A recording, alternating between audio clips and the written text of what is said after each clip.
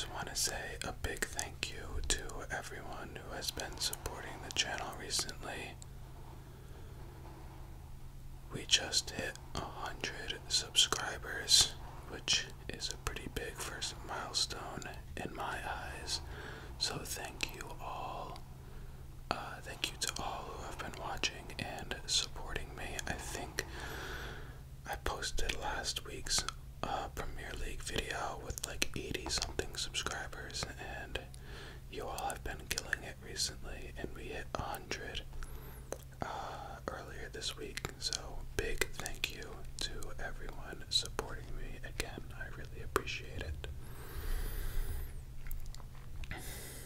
So we're going to open up to a fresh page in our trusty notebook here and get started on this week 9 recap.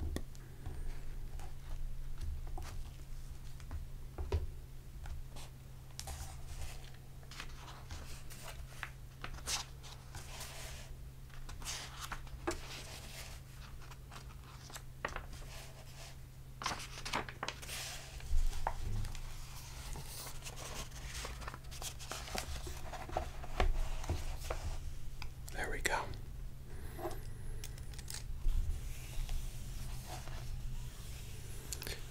As always, we'll start with the Thursday night game.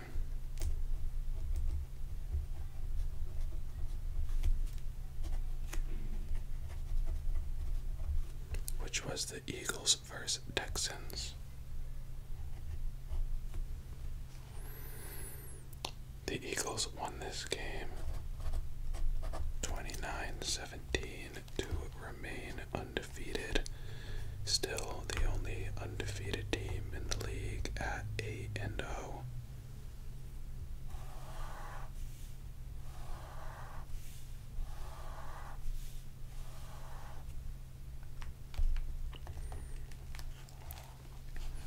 Jalen Hurts led the game in passing yards with 243 and 2 touchdowns. Damian Pierce of the Texans led the game with 139 rushing yards. And Dallas Goedert of the Eagles had 100 receiving yards and a touchdown. The Eagles are now 8-0, and the Texans are 1-6-1, and in last place of the NFL.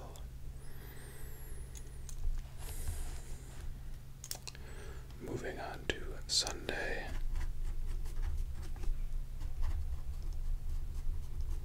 We had the Colts versus Patriots.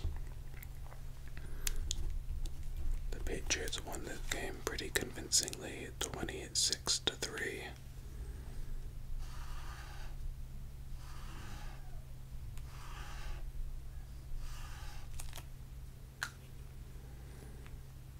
Big bounce back win for the Patriots after that Bears defeat they had.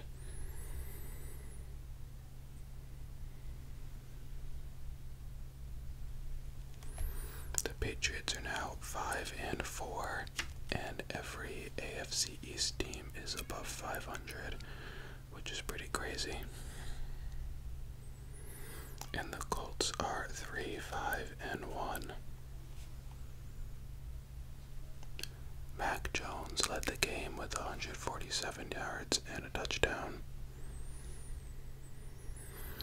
Ramondre Stevenson led the game with 60 rushing yards. And Hunter Henry led the game with 50 receiving yards. This was, I think, the Colts' worst offensive performance in 40 years or something. They had some pretty crazy stats put up on the game I was watching because I'm a Patriots fan. Pretty boring game, honestly. The Colts did absolutely nothing on offense. And the Patriots didn't really do a whole lot either. I mean, I know it's 26-3, but it wasn't a very exciting game. As I just mentioned, the leading rusher had 60 yards, leading receiver had 50, and the leading passer was 147 yards, so pretty boring game. The Colts also fired head coach Frank Reich after this game and have announced Jeff Saturday, former Colts center Jeff Saturday, as their new head coach, which is pretty interesting. I think he's the first ever NFL head coach with no prior NFL or college coaching experience. So, pretty interesting hire from the Colts right there. We'll see how that plays out for them.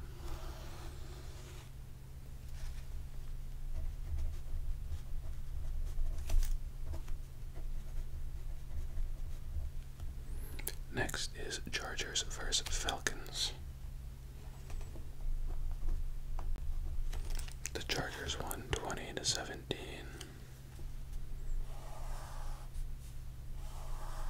I apologize if this table is wobbly as I'm writing or highlighting. I had to change recording spots for today because our water heater in the basement is making a ton of noise, and that's usually where I record. So I'm on a bit smaller of a table today, and I think it has a little less balance, so it wobbles a little. So I apologize if that is too obvious or anything. Anyway, the Chargers won 2017, making them 5-3, and the Falcons are now 4-4. Justin Herbert led the game in passing with 245 yards and a touchdown. Tyler Algier of the Falcons led the game with 99 rushing yards, and Josh Palmer of the Chargers led the game with 106 receiving yards.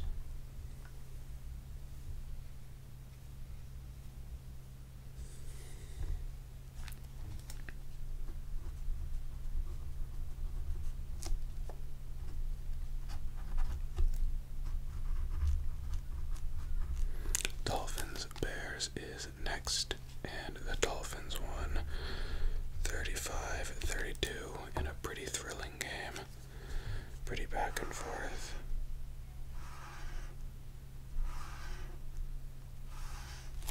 High scoring game there. Justin Fields has kind of been turning it on recently in his past few games, especially with his rushing ability.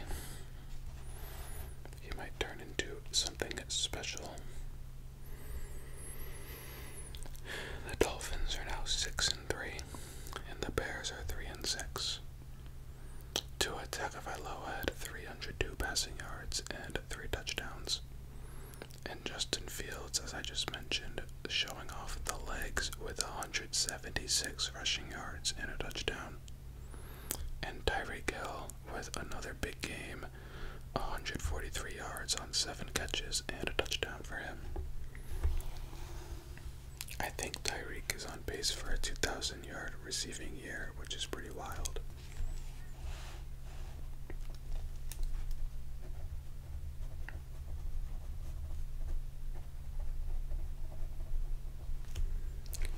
Next is Panthers versus Bengals. Bengals dominated this game, winning 42-21, but it was not as close. I mean, 21 points isn't close, but it was even more of a blowout than that. It was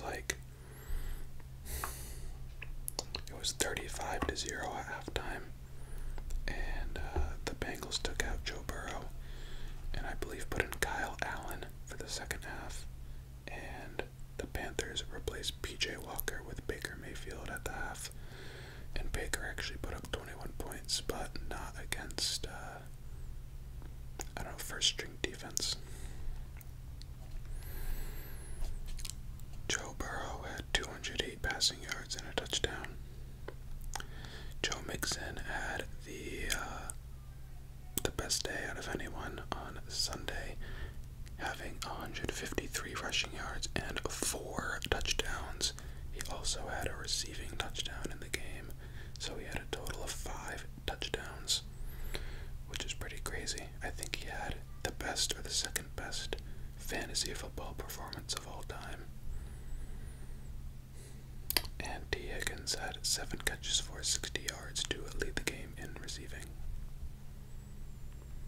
The Panthers are now 2-7, and the Bengals are 5-4.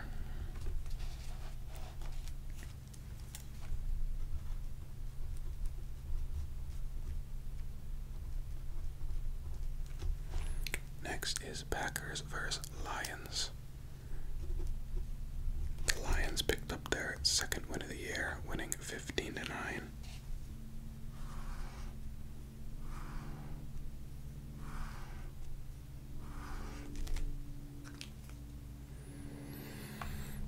A little mad at myself because I remember from my predictions video last week, I almost picked the Lions to win, but I took the Packers by 1 still.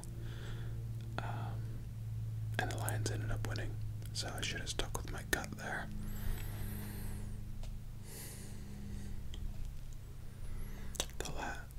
The Packers are now 3-6, and the Lions are 2-6. Aaron Rodgers threw for 291 yards and a touchdown. Jamal Williams of the Lions ran for 81 yards, and Alan Lazard had 87 receiving yards and a touchdown.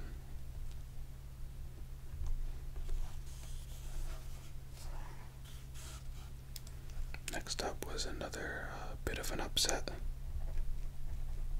with the Bills versus the Jets. The Bills losing this one 20-17.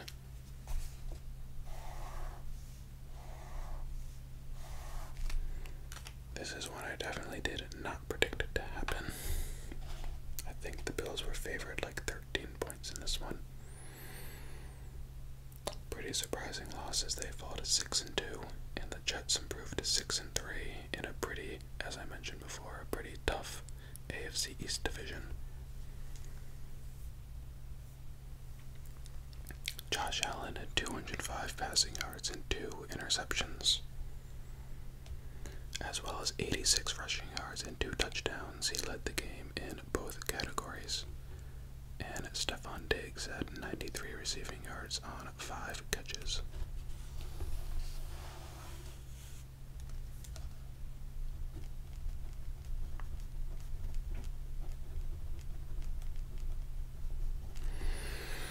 Next was the Vikings versus the Commanders.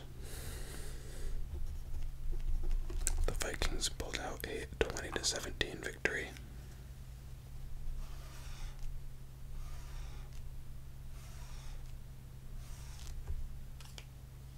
They improved to 7-1, maybe the least talked about 7-1 team in NFL history at this point. I feel like no one talks about the season they're having. And the Commanders are now 4-5. Kirk Cousins led the game with 265 passing yards and 2 touchdowns. Dalvin Cook led the game with just 47 rushing yards. And Justin Jefferson had 115 receiving yards on 7 catches and 1 touchdown.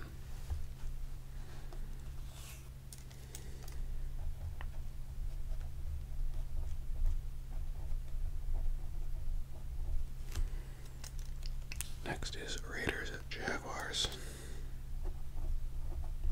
Jaguars won 27-20.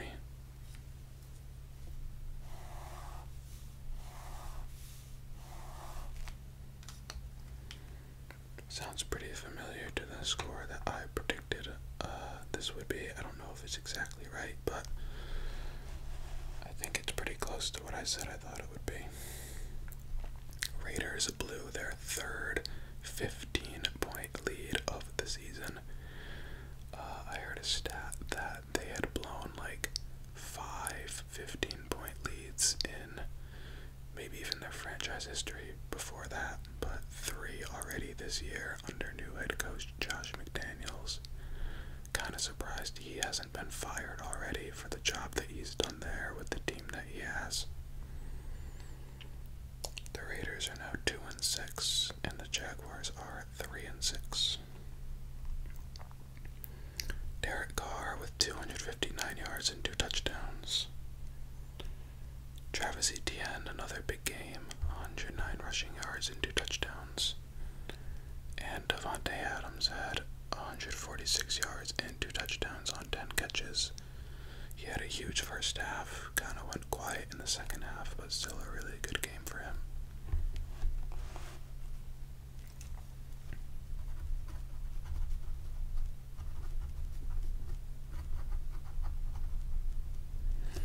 Next is Seahawks Cardinals.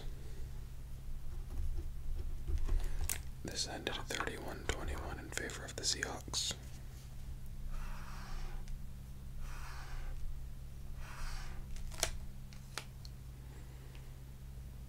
The Seahawks are now 6-3, and the Cardinals are 3-6. Seahawks continue their pretty special season after trading away Russell Wilson. Geno Smith with 275 yards and 2 touchdowns, another good game from him. Also, another big game from the rookie out of Michigan State, Kenneth Walker, who led the game with 109 rushing yards and 2 touchdowns. And Noah Fant led the game with 96 receiving yards.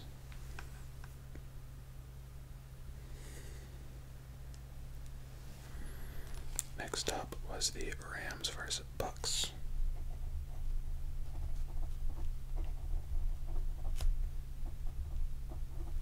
The Bucks pulled out a 16-13 victory.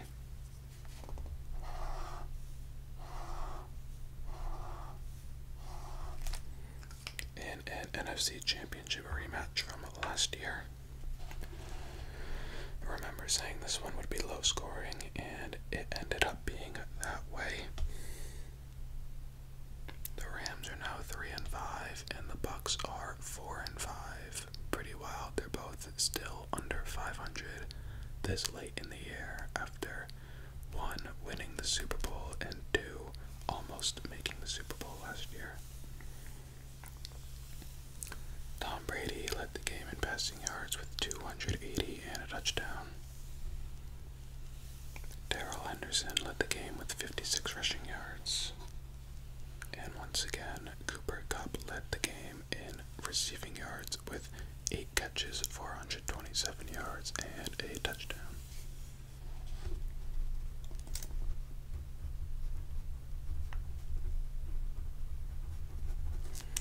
Next was the Titans vs. Chiefs.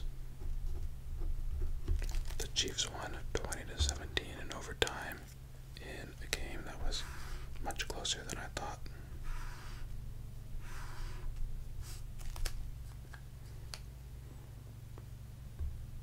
The Titans are now 5-3, and the Chiefs are 6-2.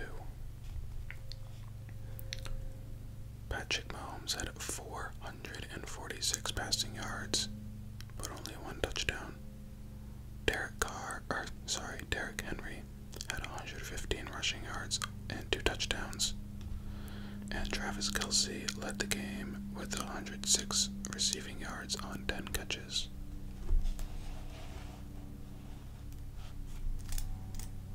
That was the Sunday night game, and finally we have the Monday night game.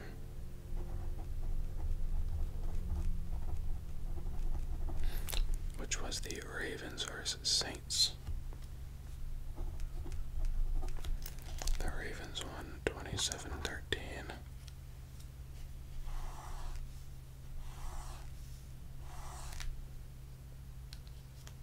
They improved to 6-3, and the Saints are now 3-6.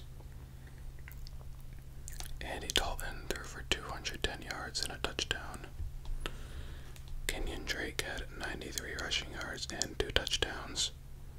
And Chris Olave led the game with 71 receiving yards. There were a whopping 6 teams on bye this week, so 1 less game than normal. The Browns, Cowboys, Broncos, Giants, Steelers, and 49ers all had byes in week 9, but we'll all be back in action in week 10. That is all for your week 9 recap. I'm going to hopefully try and be back in my normal recording spot for the Week 10 predictions video, which will be out tomorrow. I hope I know I heard a few planes and stuff going overhead. I hope that wasn't too distracting to anybody. Once again, thank you for 100 subscribers. I really appreciate it. Hopefully we can keep the momentum going. I'd like to set a goal for myself for 250 subscribers before the new year. It seems a little lofty, but you gotta set some high goals for yourself. Anyway, thank you for watching. I hope you enjoyed. Again, I'll have my Week 10 predictions video out tomorrow before Thursday Night Football. I hope you have a great rest of your day, and I'll see you next time.